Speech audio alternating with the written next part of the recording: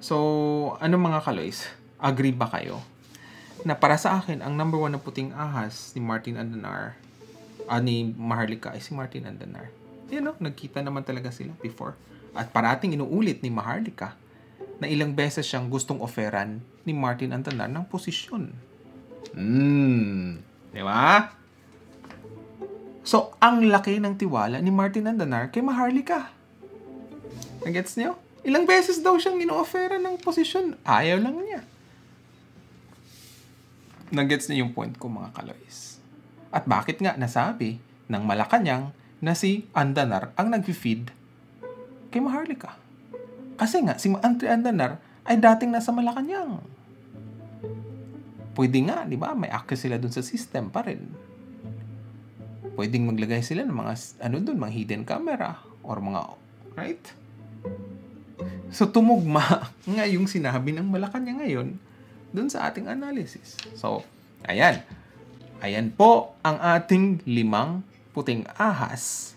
Okay? Ni Maharlika base sa ating analysis. Number 5, si Sara Duterte. Number 4, si Atty. Vic Rodriguez. Number 3, si Amy Marcos. Number 2, si Bongo. And number 1, si Martin Andanar. Pag sinabi ni Maharlika, ang mga dating come on. Okay? Isang staff magbibigay sa iyo ng information? Come on. Ganun ka ba ka-importante sa staff na yun? Or mas importante ang trabaho niya? Right? Huwag kang mangloloko na isang staff ang nagbibigay sa iyo ng information. Isang malalaking mga tao ang nagbibigay sa iyo ng information.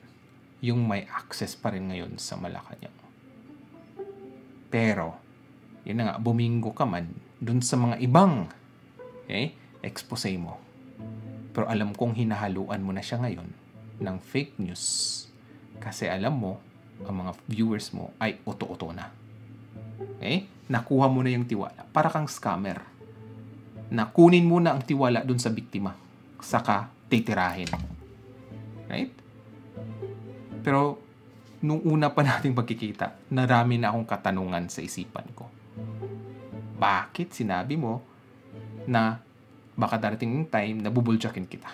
Kasi alam po sa sarili mo, marami kang tinatago at alam mong sa sarili mo na hindi ako kagaya mo.